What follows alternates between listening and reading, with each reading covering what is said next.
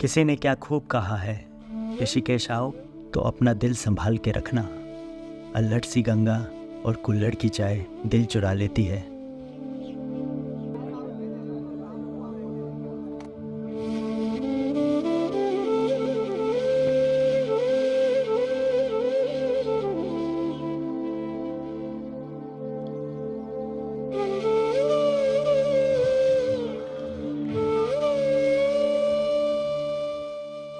Hello friends, स्वागत है आप सभी का योग भूमि ऋषिकेश में। इस वक्त बजे हैं सुबह के 7 और हम सर्च कर रहे हैं अपनी कैंपिंग लोकेशन। ऋषिकेश फेमस है अपनी peaceful locations for yoga and meditation, तो हमें ऐसी ही लोकेशन की तलाश थी जो हमें मिली मोहनचट्टी में। The nines resort.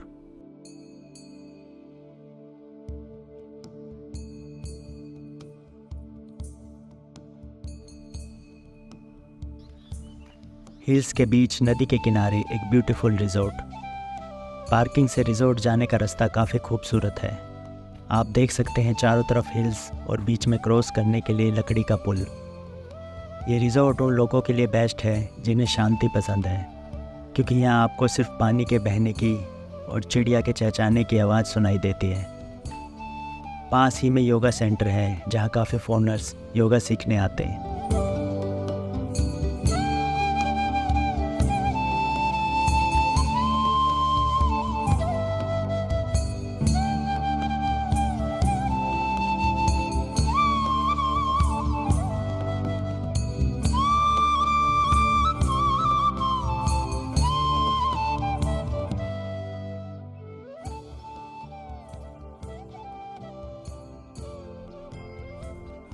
गाइस, ये हमारा रूम है, काफ़ी स्पेशियस है 3-4 लोगों के लिए।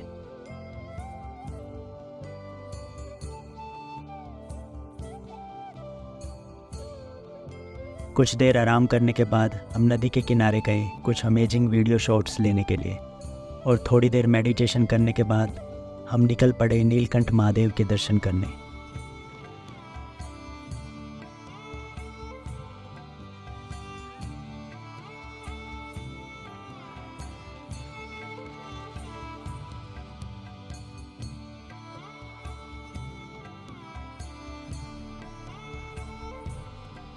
वीकेंड्स में यहाँ काफ़ी भीड़ रहती है, तो आप अपनी कार पीछे ही पार्क करके आगे का रास्ता चल के कवर करें।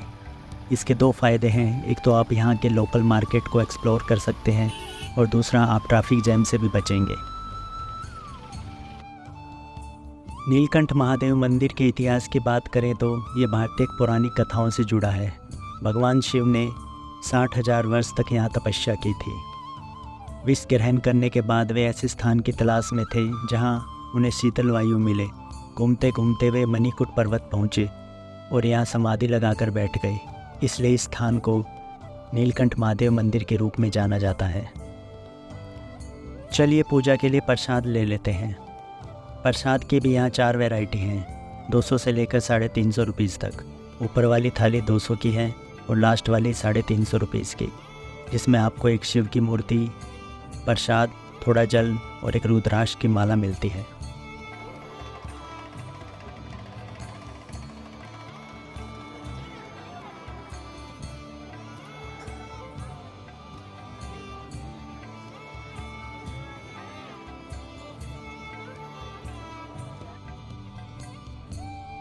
तो ये है गाइस नीलकंठ मंदिर का मेन एंट्रेंस। यहाँ से अंदर जाके आपको महादेव के कंठ के दर्शन होंगे। अंदर कैमरा ले जाना अलाउ नहीं है, जहाँ तक पॉसिबल होगा आपको दिखाते हैं।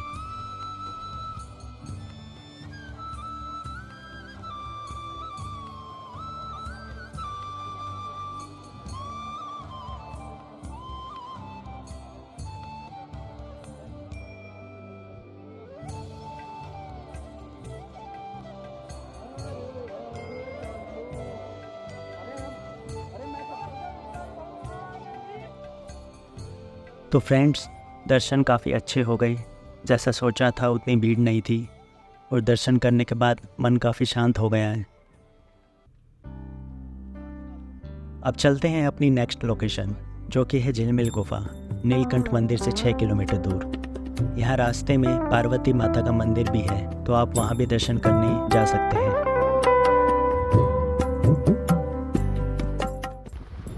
झिलमिल गुफा जाने के दो रास्ते हैं, एक तो आप अपनी कार भी ले जा सकते हैं और दूसरा आप ट्रैक करके जा सकते हैं। तो हम अभी ट्रैक करके जाने वाले हैं। झिलमिल गुफा का ट्रैक घने जंगल के बीच से होके गुजरता है। यहाँ आपको बहुत ही कम लोग मिलेंगे और बीच बीच में एक दो शॉप मिलेंगी, जिनमें से मोस्टली बंद ही पड़ी हैं, क्योंकि झिलमिल गुफा एक अनएक्सप्लोर्ड डेस्टिनेशन है।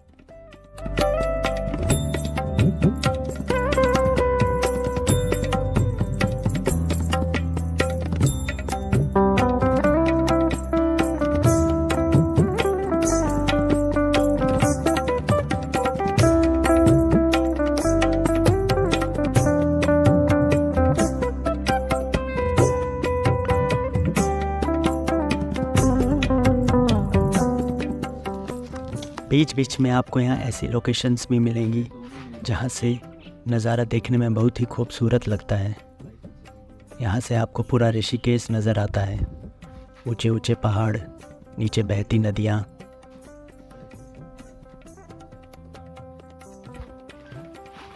हेलो गाइस, तो चलिए चलते हैं आगे। चलिए शुरू करते हैं। चलिए उसके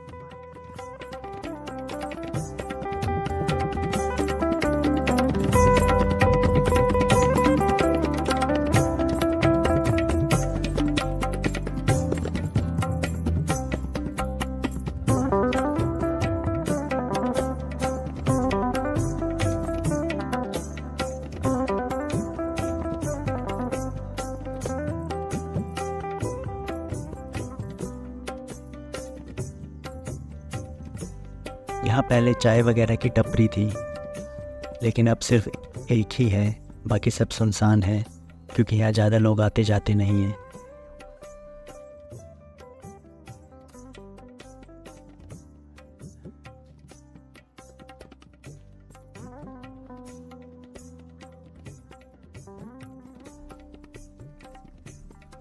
तो गाइस, ये है झिलमिल गुफा।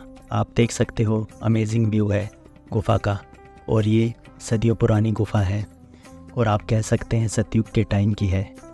यहाँ काफ़ी साधु संत भी रहते हैं जो यहाँ तपस्या करते हैं।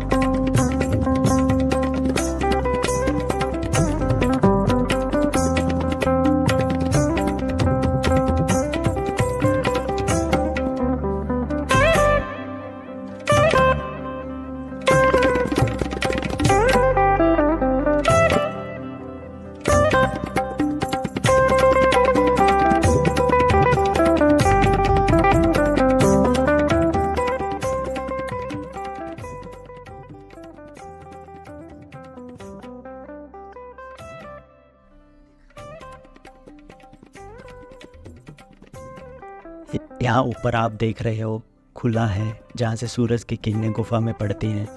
वो काफ़ी अमेजिंग व्यू होता है, लेकिन हम आने में थोड़ा लेट हो गए। अगर आप अराउंड 12 यहाँ आते हैं तो आप वो नज़ारा देख सकते हैं। एक्चुअली में इस गुफा का नाम झिलमिल बाबा के नाम पर पड़ा है, जिन्होंने यहाँ तपस्या की थी। इसके नीचे से एक झील भी जाती है, जिसे हम देख नहीं सकते, वो कहीं गुप्त जगह से गंगा में मिल जाती है।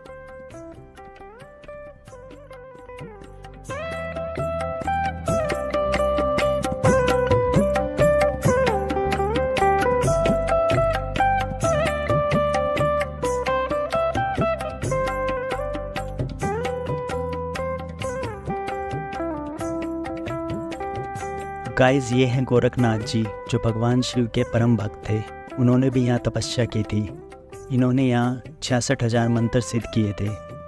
ये जो मूर्ति आप देख रहे हैं भगवान गोरखनाथ जी की है।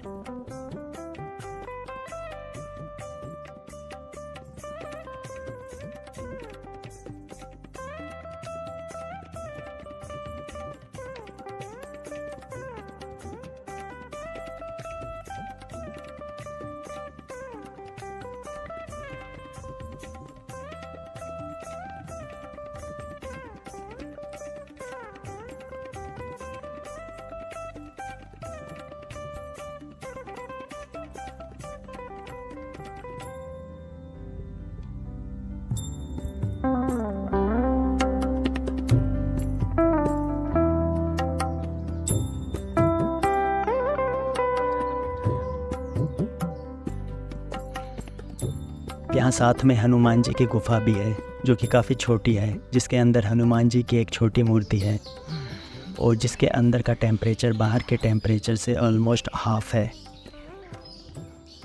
अरे वाह,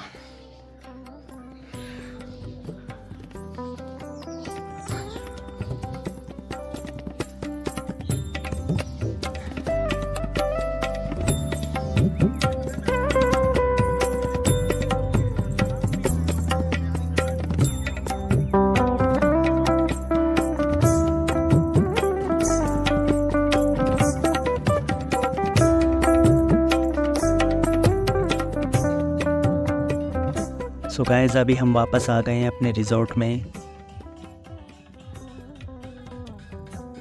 अब बाकी की लोकेशंस कल मॉर्निंग में एक्सप्लोर करते हैं।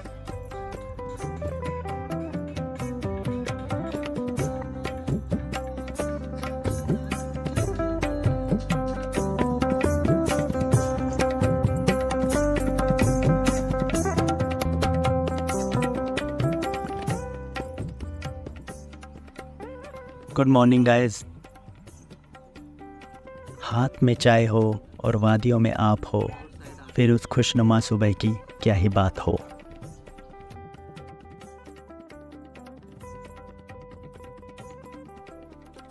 थोड़ी एडिटिंग करने के बाद हम निकल पड़े फिर से रिवर साइड, जहां हमारी मुलाकात हुई साइमन से, जो यूके से यहाँ योगा सीखने आए हैं, और उनसे हमने जाना यहाँ उनका एक्सपीरियंस। चलिए आपको भी सुनाते हैं what he want to say about India and Rishikesh. Okay. I'm from England, Okay. and I have a business. Okay. I help people who've been missold financial products. Okay. I'm also a mountain guide, Okay. Nice. and I'm also working on a documentary Okay. On what? on how we can transform through movement, through dance, through yoga. Oh, okay. How we can transform coming out of things like judgment Okay. into acceptance. So how long have you been here? I've been here in Rishikesh since the 15th of March. 15th of Okay, March. That's very nice. So, how do you feel about this place? This place here, Yeah. I like the monkeys. Okay. Monkeys. A lot of monkeys. True. It's very beautiful. This is very silent place. Very peace, silent. Yeah. Yeah, you can still hear the honking occasionally. Yeah. Oh, Oh, yeah. yeah. Some honking. Yeah. But yeah, this is very beautiful. We're 15 kilometers outside Rishikesh Yeah. in the mountains. Yeah. I love the mountains. I live in the mountains in England. Okay. So, other than Rishikesh and all, where you have visit in India? I started in Goa. Okay. I was in Arambol Okay. in the north. And then I went to Agonda in the south. Okay. Then I went to Kerala. Okay. Oh, Kerala. see Very Amma. beautiful. Yeah. You know Amma? Yeah. Yeah. I gave her a hug. Okay. She gave me a hug. Oh, And Nice. then after that I came here. okay. Yeah. Nice. And here I've been here doing the 200-hour training. Okay. And then I went to Vashista Cave. Mm-hmm. I went rafting. Oh, nice. Okay, rafting. Yeah. Yeah. So, what you say about the Ladakh and all? Have you? Do you want to visit over there? The north? Leh Ladakh. Ladakh. Yeah, I would love to visit the north. I want to go to Dharamshala. I'd like to go to Gangotri. Yeah. It's very nice. Yeah, that's the plan.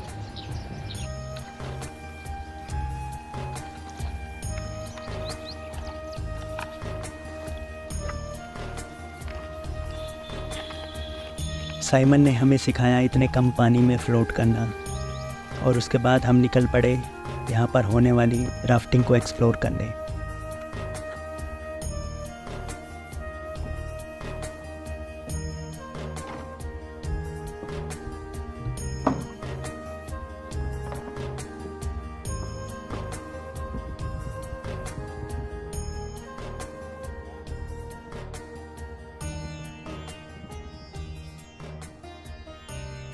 Rafting season की बात करें तो सितंबर से जून best है। उसके बाद monsoon आ जाता है जिसमें गंगा रिवर में राफ्टिंग करना सेफ़ नहीं है। या 3 टाइप की रिवर राफ्टिंग होती है।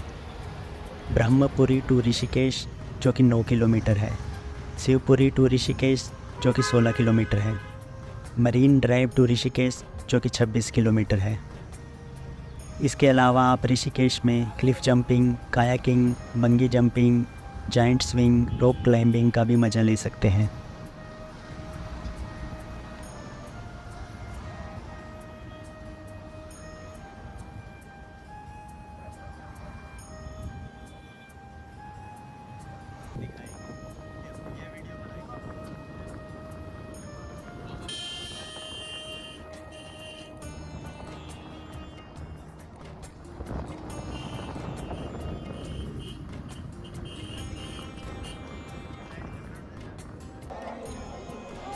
और अब वक्त है यहाँ के फेमस नीर झरने को एक्सप्लोर करने का। आप यहाँ अपनी कार ले जा सकते हैं या फिर रेंट पर स्कूटी लेकर भी जा सकते हैं। यहाँ पर आपको 30 रुपीज़ पर पर्सन एंट्री फ़ी पे करनी होती है। राम झूला से 5 किलोमीटर की दूरी पर नीर झरना पड़ता है।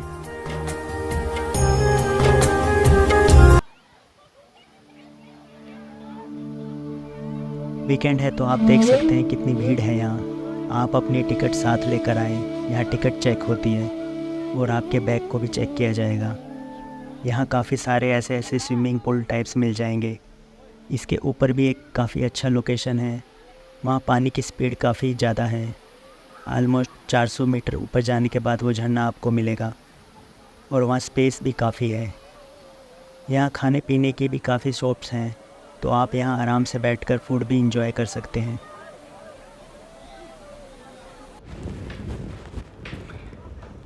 इसके बाद हमारी नेक्स्ट लोकेशन है राम झूला। तो आप देख सकते हैं यहाँ राफ्टिंग भी होती है और आप यहाँ बोटिंग भी कर सकते हैं। और ये है most famous, most beautiful Ram झूला। राम झूला पर विभिन्न धार्मिक आश्रम और मंदिर स्थित हैं, जैसे कि स्वर्ग आश्रम, गीता भवन, परमार्थ निकेतन आदि।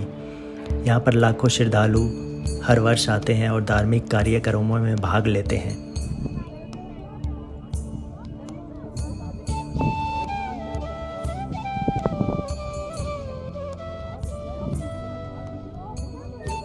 राम झूले के चारों ओर कई पर्यटन स्थल हैं, जैसे कि लक्ष्मण झूला, त्रिवेणी घाट और तेलीवाला मंदिर। इसके ऊपर चलने का अलग ही एक्सपीरियंस है। नीचे से बहती गंगा नदी और चारों ओर हिल्स। रात के समय इसका व्यू अलग ही होता है। राम झूला ज़्यादा पुराना नहीं है। इस पे लोग बाइक, स्कूटी, साइकिलिंग करते भी दिख जाते हैं। इसका निर्माण लगभग 25 साल पहले हुआ था। जब इस पे चलते हैं तो ये झूले के जैसे हिलता है, जिसका अलग ही आनंद है।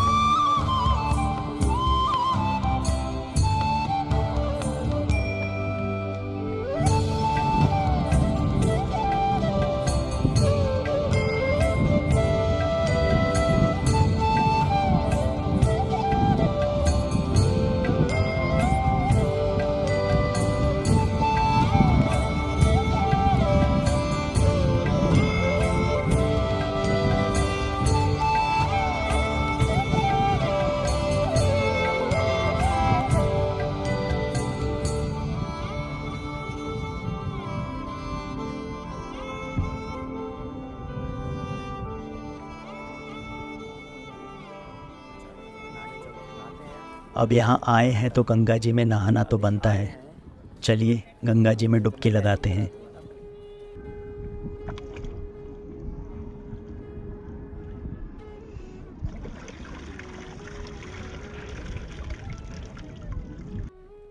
गाइस, गंगा नदी को स्वच्छ और सुरक्षित रखना हम सबकी जिम्मेदारी है। कृपया गंगा माँ को पवित्र रखें और नदी में कूड़ा करकट न डालें। यह न केवल हमारे पर्यावरण की सुरक्षा के लिए अहम है, बल्कि हमारे आने वाली पीढ़ियों के लिए भी। गंगा को बचाना हमारा कर्तव्य है। कृपया इसे साफ रखें। और अब हम आ गए हैं most famous Triveni Ghat for Ganga aarti. यहाँ पर 3 नदियों का संगम होता है, गंगा, यमुना और सरस्वती, इसलिए इसे त्रिवेणी घाट कहा जाता है। यहाँ पर रोज़ शाम को 6 से 7 बजे तक पुजारियों द्वारा गंगा नदी की आरती की जाती है, जिसमें वे गंगा माँ की महिमा और महत्व का गान करते हैं।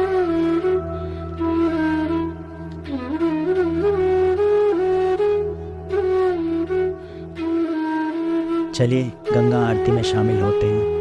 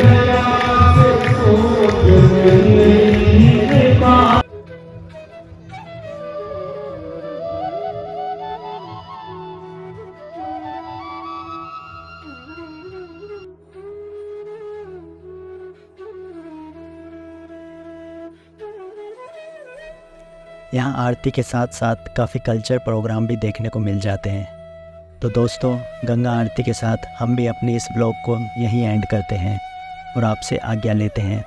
अगर व्लॉग अच्छा लगा हो तो सब्सक्राइब करना और लाइक बटन दबाना ना भूलें। Thank you for joining me on this unforgettable journey. Until our next adventure, stay curious and keep exploring. Thank you.